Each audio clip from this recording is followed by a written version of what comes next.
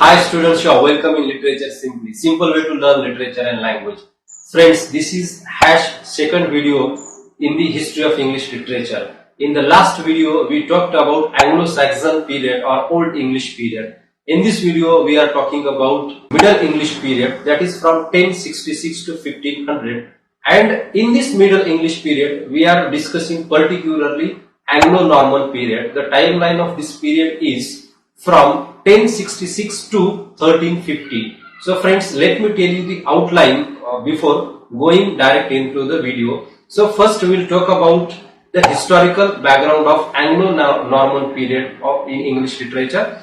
Then we will talk about the literature of this period, especially the significant authors, their works, and what are the forms developed in this particular period in literature, for example poetry, romances, or other prose, different kinds of forms. And at the end or in the third part, I will provide you a chronological table of historical event and the literary events happened in this Anglo-Norman period. So friends, let's start Anglo-Norman period, and the very first point here we have historical background of the Anglo-Norman period. As we considered this period from 1066 to 1350, how these Normans came to England in the historical background.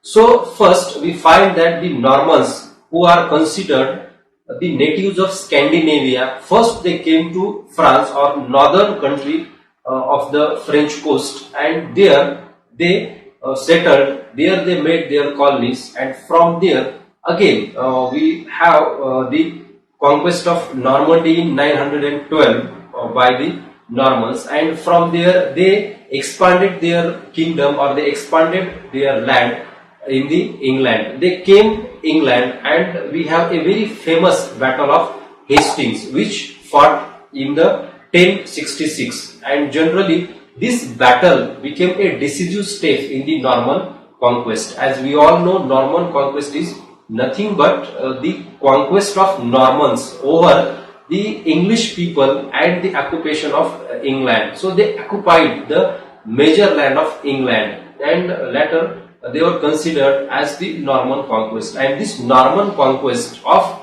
1066 is very significant in the English literature. Duke of Normandy, who fought this battle at Hastings in 1066, and he defeated there the last Saxon king called Harold, and from there he became the king of England, the master of England, and he was called as the William the Conqueror, and his victory as the Norman conquest. So this event, Norman conquest, this victory is significant in English literature. So we need to understand this historical background.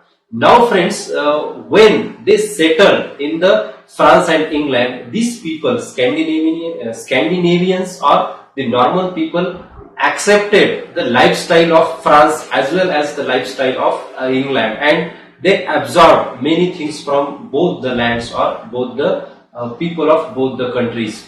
And with them they brought three major things. These three major things are significant in shaping the literature of that time. The very first thing, they brought with them the culture and practical idealism of the Roman civilization, which is very significant for the land of England or for the people of England as well as the France.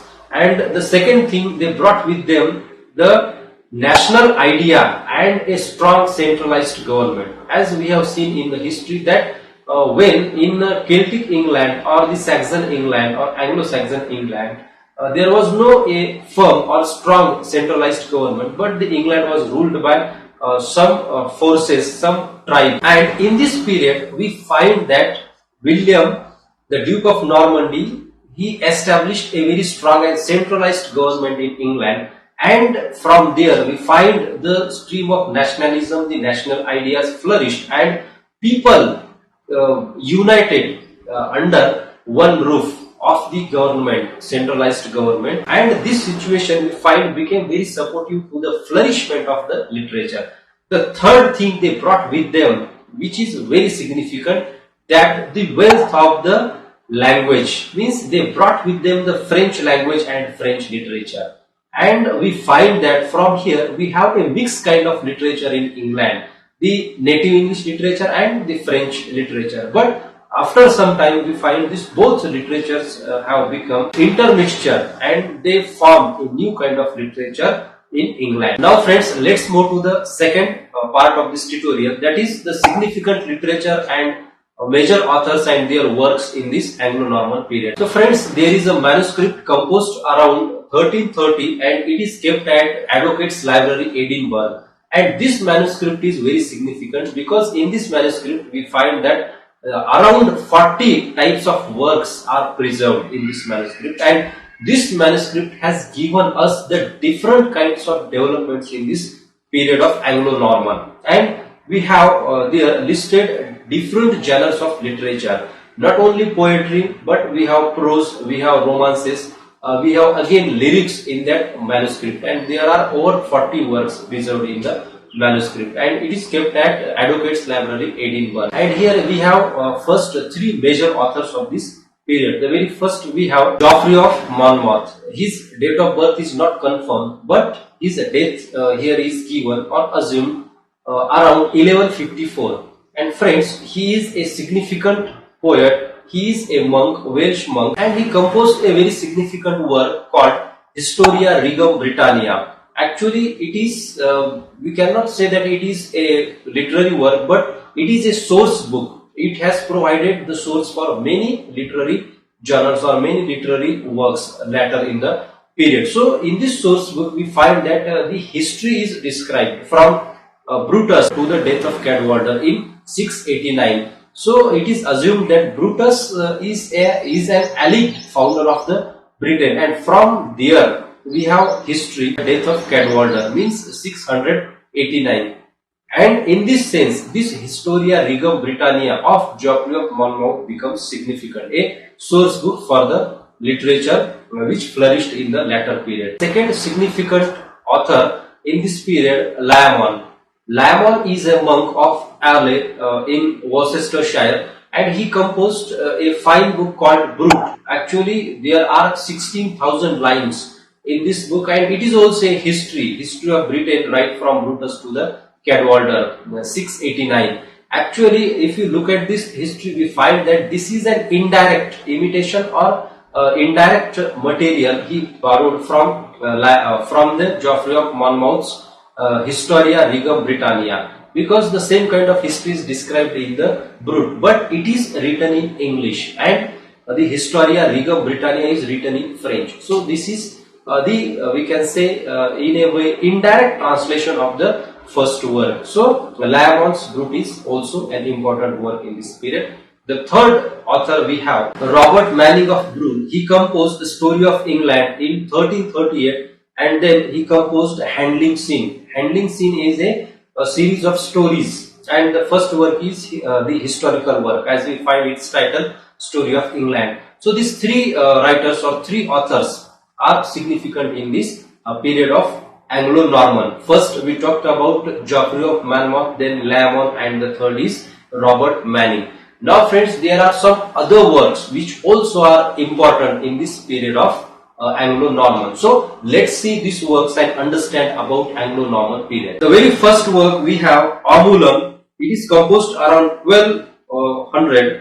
And there are 10,000 lines included in this Amulum, and it is assumed that it is composed by a poet called Om, and hence we have the title of the book Amulum, composed by Om. The second we have The Owl and the Nightingale. It is composed in the early part of the 13th century. It is a poem based on the argument between owl and nightingale, representing the wisdom and sovereignty of owl and lighter joys of life of nightingale respectively. So this is the conversation between two birds. The third we have significant work, Moral Ode, composed around 1150, and it is considered as the most important of early poems. Then we have Cursor Mundi. It is composed in first quarter of the 14th century, and it is based on the Old and New Testament stories and history of England. Again, fifth work we have Prick of Concise, written by Richard Rolle. It is a long poem. Now friends, we have one of the most significant four poems in the Anglo-Norman period. Very first we have Pearle, then we have Purity, then we have Patience, and Sir Gawain and the Green Knight. Now these four poems, it is assumed composed by a single author, or there is the same author of these four poems, but it is not confirmed.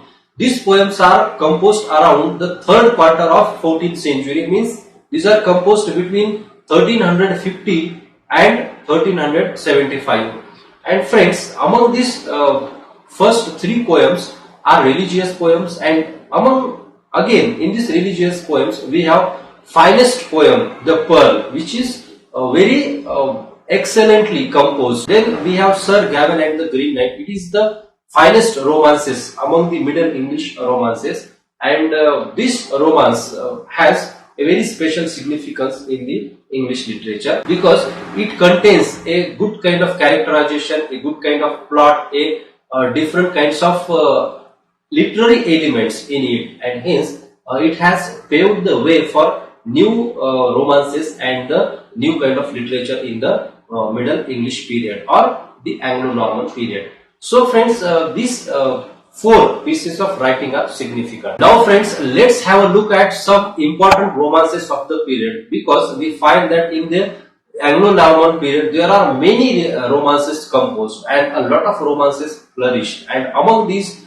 many romances, here I have listed a few. Let's understand or let's know about these romances. Friends, these romances are generally grouped under different titles. For example, the Matter of England group, the Matter of Britain group, the Matter of the Rome the Great group, and different types of groups we have. The very first we have King Hall, then Havelock the Dane, Guy of Warwick, then we have Bevis of Hampton. These four romances consist of the Matter of England group. Then we have Sir Tristrem, Arthur and Merlin, Anne and Gawain, Botedy Arthur, Sir Gawain and the Green Knight. These romances consist of the Matter of the Britain group. And as we have already discussed that Sir Gawain and the Green Knight is one of the finest among all romances of the period. Then we have King Alexander and the Destruction of Troy. These belong to the Matter of Rome, the Great group. Then we have Sir Perambras. It belongs to Matter of France group. Then we have Amis and Emilion. These are the touching love stories in the romances. Then friends, we have William of Pallen. It is based on the missing here theme. Then we have Floris and Bloche Floyer. It is based on a love of a king's son for a captive maid. It is charming among all the romances of the period. So friends, these are some of the romances in this particular period. Now friends, we have some of the prose works in this period. First, Ancrene Revel. It is composed around 12th century. Einweit of Inwit, composed around 1340 by Dan Michael.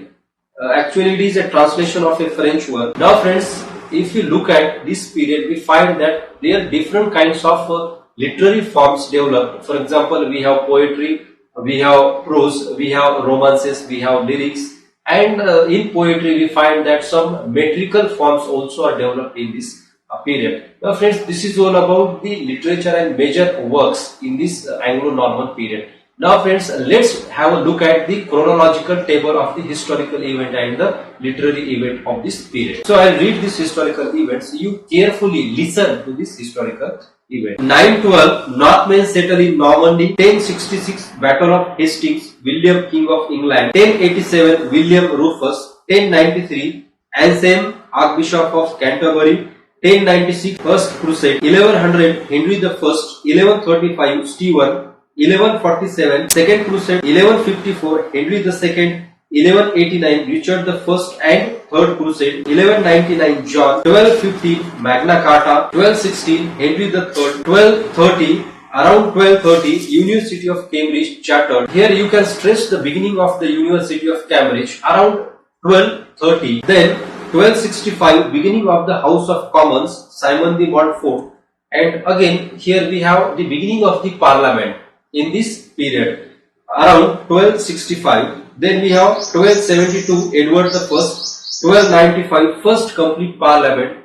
The system of Parliament, the system of democracy started from this period, Anglo-Norman period in England. Then we have 1307, Edward II. 1327, Edward III. 1338, beginning of 100 Years' War with France. So in this period we find many significant events happened. For example, the event like the complete Parliament, the Parliament or the system which is given to the world by England, the very democracy. This has been started, or the roots of this democracy we can find in this period, or again the roots of the great learning or the great learning institutions like Cambridge began from this period. We can have this information in this period. Literature, 1086, Domesday Book completed around 1094.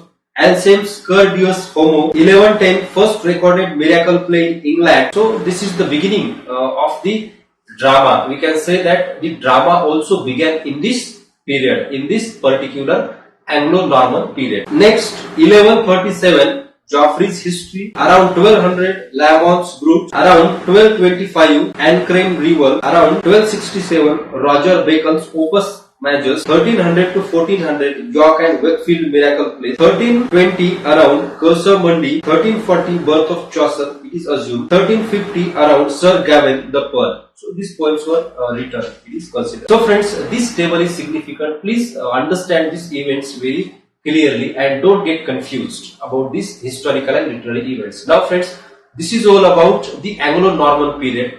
First we talked about the historical background, then we talked about the literature of the period, major authors, and at last historical and literary events happened in this period. So friends, thank you very much for watching the complete tutorial. Please like this video, share this video among your friends, and subscribe to Literature Simply, and don't forget to press the bell notification icon for updates.